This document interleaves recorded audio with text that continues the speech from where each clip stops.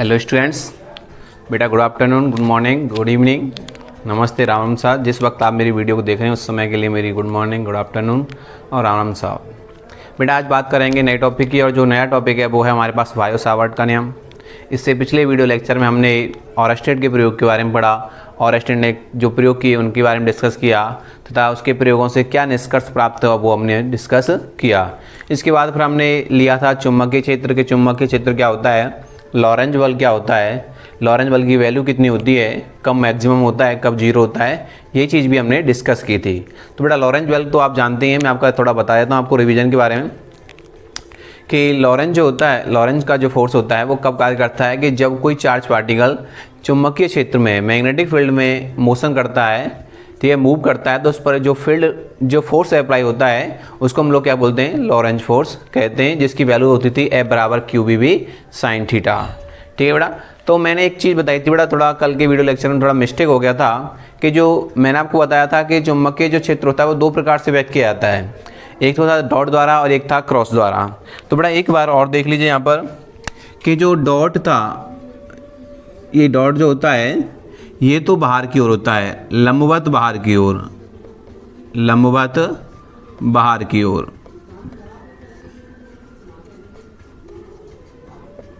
Clear बेटा।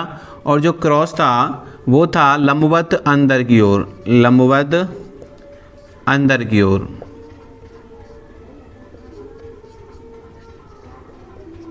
Clear बेटा।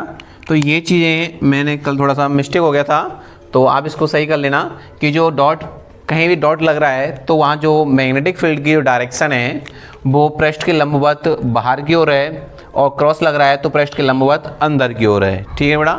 तो हम बात कर रहे थे वायो सावर्ट की। बेटा वायो सावर्ट ने आपने देखा था कि कोई भी अल्पांश है, हमने देखा कि जो किसी धारावाही चालक तार में धारा प्रवाहित की जाती है तो उसके चारों ओर चुंबकीय क्षेत्र उत्पन्न हो जाता है। ठीक है बेटा।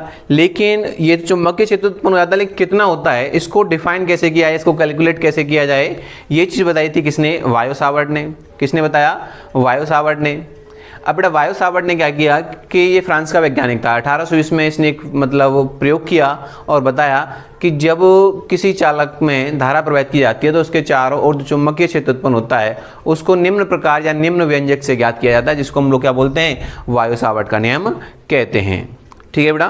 तो मान के चलिएगा कि कोई धारावाही चालक है, उसकी जो लंबाई है उसका लंबाई dl अल्पांश, जो धारावाही चालक है बेटा उसका हमने एक भाग ले लिया, अल्पांश ले लिया। देखिए धारावाही चालक है और इसकी हमने एक अल्प लंबाई ले ली, dl लंबाई ले ली, तो इसके कारण जो चुंबकीय क्षेत्र उत्पन्न हो रहा है dv, भाई चुंबकीय क्षेत्र भी छोटा प्राप्त होगा, जो dv उत्पन्न हो रहा है वो निम्न कारकों पर निर्भर करता है। तो बेटा अब देखिए बात करते हैं टॉपिक के ऊपर। तो देखिए इधर, तो जहाँ तो बेटा हमने पहले इसका डायग्राम बनाया कि एक धारावाही चालक है बेटा हमारे पास, ये क्या है, एक धारावाही चालक है, एक्स वाई एक धारावाही चालक है जिसमें I एम्पियर की धारा फ्लो हो रही है। तो हमने इस धारावाही चालक का ए बी dl लंबाई का एक अल्पांश लिया, ए बी dl लंबाई का क्या लिया, एक अल्पांश लिया। ठीक है। जिसके कारण बिंदु P पर हमें चुंबकीय क्षेत्र का मान ज्ञात करना है। तो बेटा बिंदु P कितनी दूरी पर है, r दूरी पर है, तो r दूरी पर स्थित बिंदु P पर हमें चुंबकीय क्षेत्र का मान ज्ञात करना है। तो देखो बेटा यहाँ क्रॉस का चिन्ह लग रहा है और इधर किसका चिन्ह लग रहा है, डॉट का।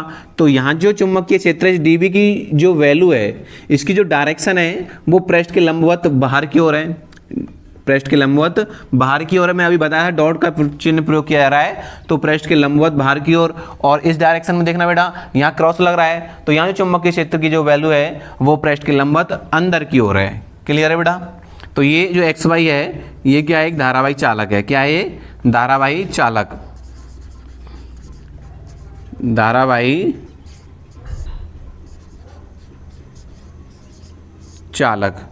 क्लियर है बेटा। ये क्या है, एक धारावाही चालक है। अब ध्यान दीजिए कि जो यहाँ पर जो dv उत्पन्न हो रहा है, जो अल्प लंबाई का जो अल्पांश है, जो AB dl लंबाई का जो अल्पांश है, इसके कारण जो चुंबकीय क्षेत्र बिंदु P पर जो उत्पन्न हो रहा है वो निम्न कारकों पर निर्भर करता है। तो देखिए एक एक कर से बेटा हम लोग सीखते हैं इनको। बेटा नंबर एक कारक है, ध्यान देना इधर, नंबर एक के जो अल्पांश dv है, अल्पांश के कारण जो चुंबकीय क्षेत्र उत्पन्न हो रहा है वो बहने वाली धारा के समानुपाती होता है। इसमें जो धारा प्रवाहित हो रही है उसके कैसा है, समानुपाती है। ठीक है ना, लिखेंगे dV का मान चालक में बहने वाली धारा I के समानुपाती होता है।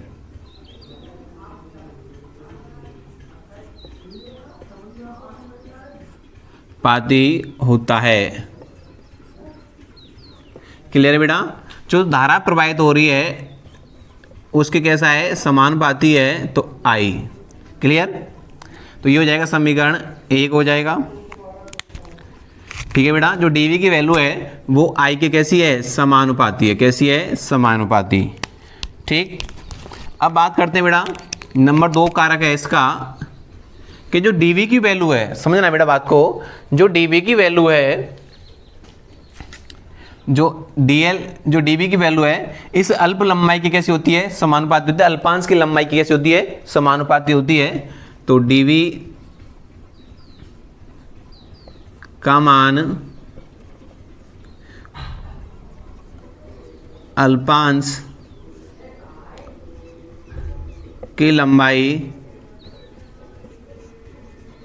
dl के समानुपाती होता है। ठीक है बेटा, तो dV is proportional to dl। ठीक, ये हो जाएगा समीकरण 2। और नंबर 3 है बेटा अपने पास, समझना इसको, जो 3 है बेटा अपने पास वो है कि अल्पांश के बिंदु O तथा बिंदु P को मिलाने वाली रेखा के कारण जो कोण बन रहा है उसकी कैसी है, उसकी ज्या के समानुपाती होता है। मतलब कह सकते हैं कि अल्पांश को मिलाने वाली रेखा के द्वारा जो कोण बनाया जाता है थीटा, उसकी ज्या के जो समानुपाती होता है किसका मान, dV का मान। क्लियर है बेटा? तो देखिए इधर लिखेंगे, यह अल्पांश dl को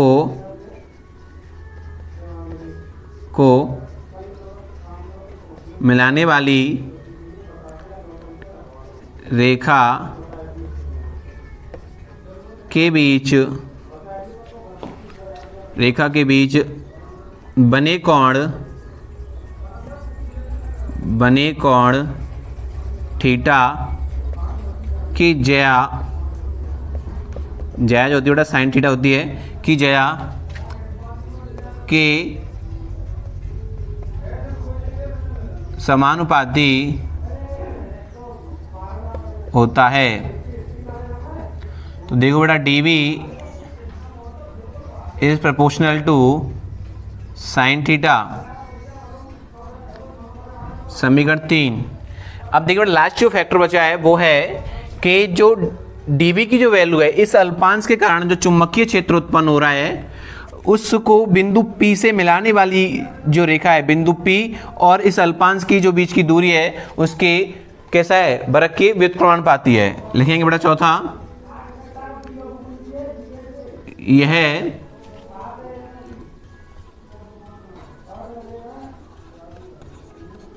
अल्पांश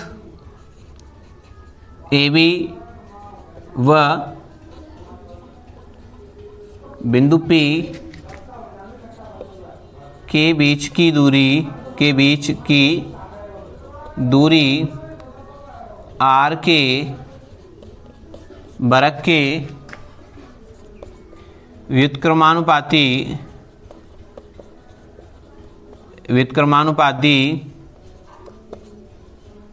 होती है। तो देखो बेटा dV vector is proportional to 1/r²। ये हो गया समीकरण 4।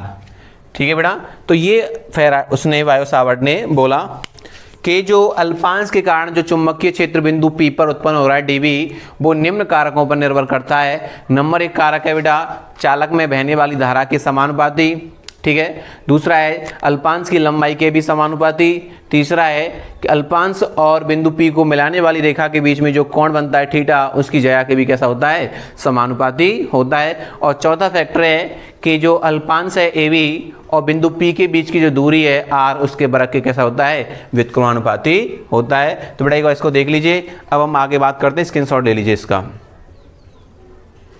ठीक है बेटा। तो देखिए आगे,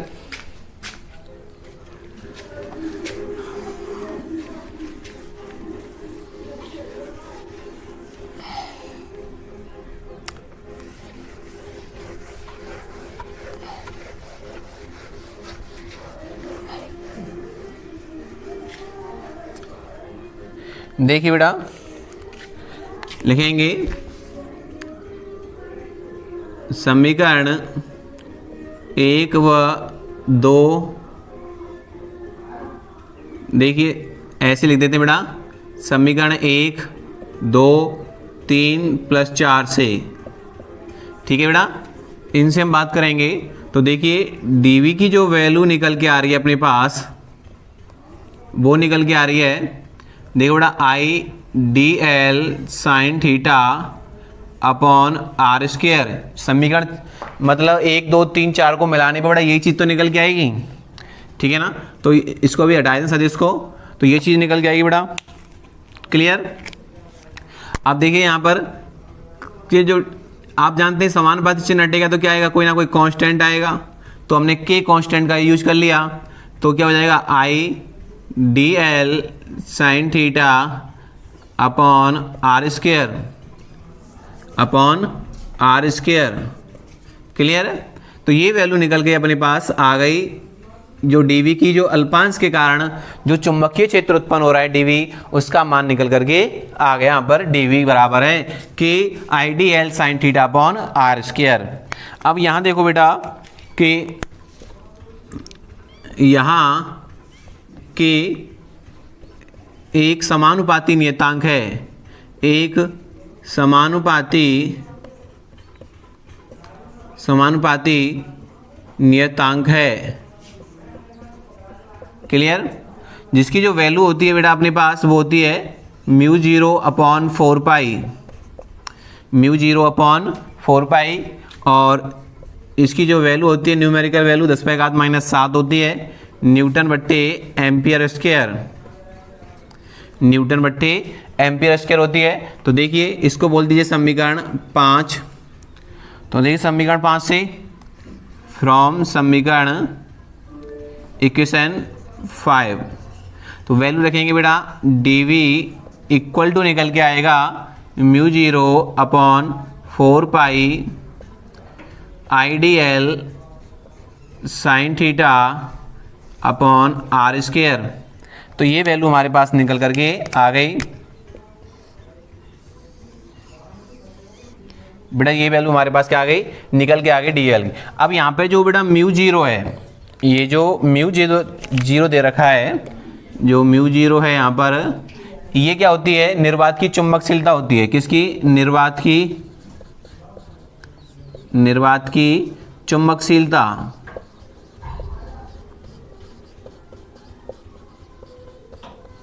ठीक बेटा। इसके बारे में बाद में डिस्कस करेंगे, पूरी डिटेल इसका मात्रा वगैरह क्या होता है, कैसी राशि है, इसमें बाद में डिस्कस करेंगे। अब बेटा बात करते हैं इसके सदिश रूप की।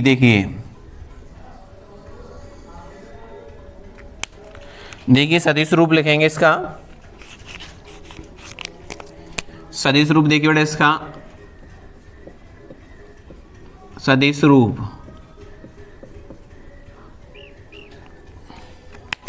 देखिए बेटा इधर सदिश रूप कितना निकल के आएगा इसका, देखिए dV वेक्टर इक्वल टू, समझना बेटा बात को, तो μ0/4π, ये तो एक इसकी न्यूमेरिकल वैल्यू है I, क्लियर। अब ये जो वैल्यू निकल के आएगा बेटा IDL जो है हमारे पास, इसको साइन थीटा हटाएंगे तो क्या आएगा, क्रॉस आएगा, क्या आएगा, क्रॉस। तो इसको हम लिख देंगे DL वेक्टर और r vector upon r q, बेटा ये इसका क्या हो गया, सदिश रूप हो गया। क्या हो गया इसका, सदिश रूप हो गया।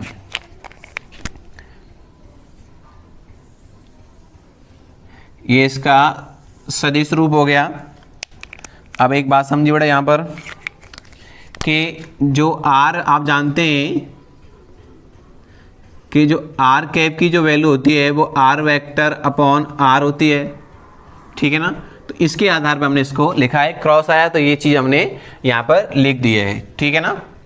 अगर इसकी वैल्यू रखेंगे देखिए तो क्या आ जाएगा, आर वेक्टर निकालेंगे तो आर कैप इंटू आर हो जाएगा, एक आर से एक आर कटेगा, आर कैप बचा रह जाएगा, ठीक।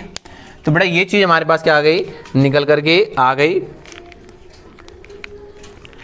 अब देखिए बेटा कुछ विशेष स्थितियों की बात करते हैं। विशेष स्थितियां,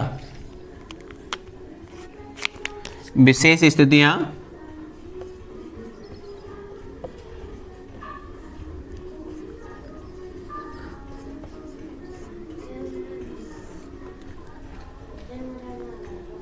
बंद है क्या,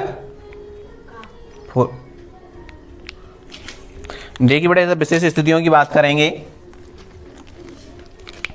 नंबर 1 पॉइंट देखो बेटा कि यदि थीटा इक्वल टू 0 डिग्री हो जाए अथवा 180 डिग्री हो जाए। अब देखिए बेटा ये जो है पी बिंदु है ये वो सीधी स्टार पर आ जाए। जैसे देखो बेटा ये बन रहा है और इसको घुमा के हम ऐसा कर दें, या तो 180 डिग्री हो जाए मतलब घूम के सीधा ऐसे हो जाए, या फिर थीटा की वैल्यू वो कितनी हो जाए, 0 डिग्री हो जाए। तो आप जानते हैं चुंबकीय क्षेत्र की जो वैल्यू होगी वो कितनी आएगी, 0 आएगी। तो डीवी वेक्टर इक्वल टू कितना होगा, 0 हो जाएगा। क्यों हो जाएगा बेटा, क्योंकि साइन 0 की वैल्यू होती है वो कितनी होती है, 0 होती है। कितनी होती है, 0, ठीक। तो आप कह सकते हैं कि जो थीटा बराबर 0 डिग्री होने पर जो चुंबकीय क्षेत्र का जो मान होता है वो धारावाहिक चालक की अनुदिश कितना होता है, 0 होता है। कितना होता है, 0, ठीक।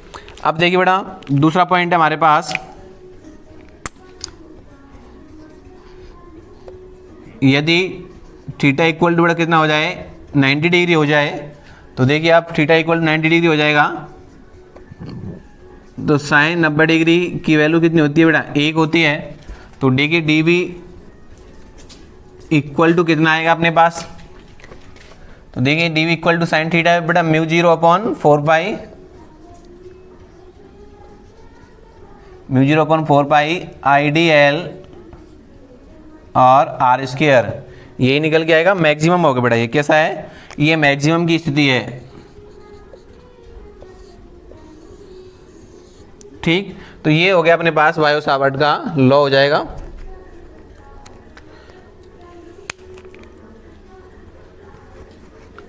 अब देखिए बेटा एक लास्ट पॉइंट और है अपने पास कि कोई भी धारावाहिक चालक है बेटा, कोई भी लंबा धारावाहिक चालक है, ध्यान देना, किसी भी लंबे धारावाहिक चालक के कारण चुंबकीय क्षेत्र का मान ज्ञात करने के लिए उस लंबे धारावाहिक चालक को मतलब अनेक छोटे धारावाहिक खंडों से मिलकर बना हुआ मान सकते हैं, ठीक है बेटा। और जब पूरी लंबाई का मान ज्ञात करना होगा हमें तो एक अल्पांश के कारण जो चुंबकीय क्षेत्र उत्पन्न हो रहा है उसका क्या कर देंगे हम लोग, समाकलन कर देंगे। क्लियर।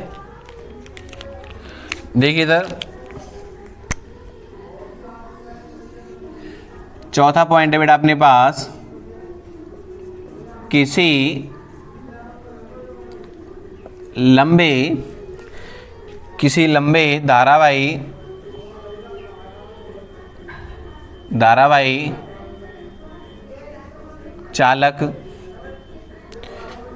चालक द्वारा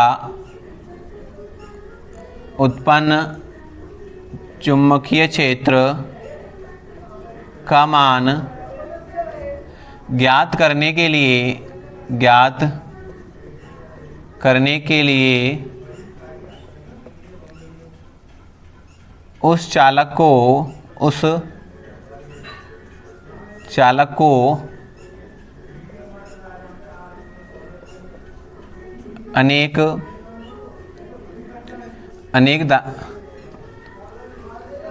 अनेक धारावाही धारावाही खंडों का संयोजन मानकर धारावाही खंडों का संयोजन मानकर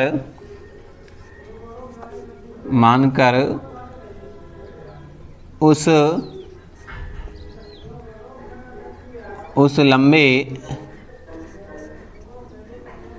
लंबे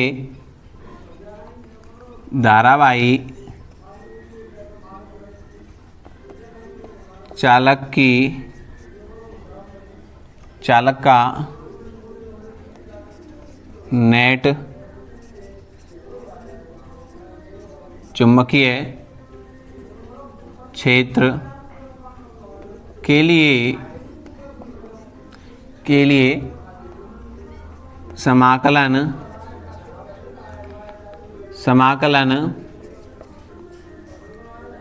किया जाता है। ठीक है बेटा, कोई भी लंबा धारावाहिक चालक है तो पहले आप उसको अनेक लघु खंडों से मिलकर के बना हुआ मान सकते हैं और किसी एक अल्पांश के कारण चुंबकीय क्षेत्र ज्ञात कर लेंगे और एक के कारण जो चुंबकीय क्षेत्र आएगा उसका क्या कर देंगे, समाकलन कर देंगे। और लंबाई के अनुदेश बेटा, लंबाई के अनुदेश क्या कर देंगे, समाकलन कर देंगे। जैसे सपोज करिए 0 से L के लिए हम समाकलन कर देंगे तो क्या निकल के आ जाएगा, संपूर्ण धारावाहिक लंबाई के कारण चुंबकीय क्षेत्र निकल करके आ जाएगा। जैसे देखो बेटा इधर देखिए, इधर समाकलन dv। अब देखिए बेटा इसका समाकलन करना है हमें, तो μ0/4π IDL sine theta upon r²। अब बेटा हमें इसका समाकलन करना है, तो देखिए इसमें ये वैल्यू जो है वो तो नो चेंजिंग रहेगी। तो देखिए क्या बेटा क्या कॉमन आएगा, μ0/4π बेटा आई भी बाहर आ जाएगा क्योंकि धारा का मान फिक्स होगा। और लंबाई के अनुदेश का क्या कर देंगे, इसका समाकलन कर देंगे dl sine theta upon r²। तो बेटा ये हमारे पास संपूर्ण जो लंबाई का चालक तार होता है उसका चुंबकीय क्षेत्र निकल करके आ गया। क्लियर है बेटा। तो ये हो गया अपने पास वायु सावर्ट का नियम, और इसके कुछ समानताएं और असमानताएं भी हैं, हम उन पे भी क्या करेंगे, चर्चा करेंगे। बेटा आप इसका स्क्रीनशॉट ले लीजिए, इसको समझ लीजिए। देखिए बेटा dv IDL साइन थीटा हो गया अपॉन r² हो गया। समान पद चिन्ह हटाते हैं तो क्या लगाते हैं, कोई ना कोई कांस्टेंट लगाते हैं। तो बेटा हमने कांस्टेंट लगा दिया। और CGS पद्धति में याद रखना, CGS में इसकी वैल्यू जो होती है, CGS में इसकी वैल्यू कितनी होती है बेटा, 1 होती है। कितनी होती है, 1। ठीक, तो बेटा समान इसकी जो k की वैल्यू होती है वो μ/4π होती है, जिसकी न्यूमेरिकल वैल्यू होती है 10⁻⁻⁷ N/m²। तो बेटा समीकरण 5 में हमने इस k की वैल्यू रख दी उठा करके, तो dv बराबर आ गया μ0/4π IDL sine theta upon r²। μ0 क्या है, निर्वात की चुंबकशीलता है। क्या है, निर्वात की चुंबकशीलता है। अब बेटा देखिए इसका हमने सदिश रूप लिखा, तो μ0/4π I। अब देखो आई तो अदिश राशि आप जानते हैं, ये भी कैसी राशि है, अदिश राशि। इसका न्यूमेरिकल वैल्यू होती है इसकी। तो अब dl अल्प लंबाई है बेटा, ये भी कैसे होगी, सदिश है। अब साइन देखो, साइन थीटा का क्या आएगा, क्रॉस आएगा। अब क्रॉस के साथ हमने कुछ क्या लगा दिया, आर वेक्टर लगा, तो नीचे क्या आ जाएगा, आर क्यू, क्योंकि आर कैप बराबर होता है आर वेक्टर अपॉन आर। ठीक, तो बेटा विशेष स्थितियाँ हैं कि यदि थीटा बराबर 0 या 180 डिग्री हो तो dv की वैल्यू कितनी होगी, 0 होगी, क्योंकि साइन 0 की वैल्यू कितनी होती है बेटा, 0 होती है। तो पूरा फैक्टर क्या हो जाएगा, 0 हो जाएगा। यदि थीटा बराबर 90 डिग्री है तो साइन 90 की वैल्यू कितनी होती है बेटा, 1 होती है। तो ये वैल्यू कैसी होगी, मैक्सिमम होगी। क्लियर।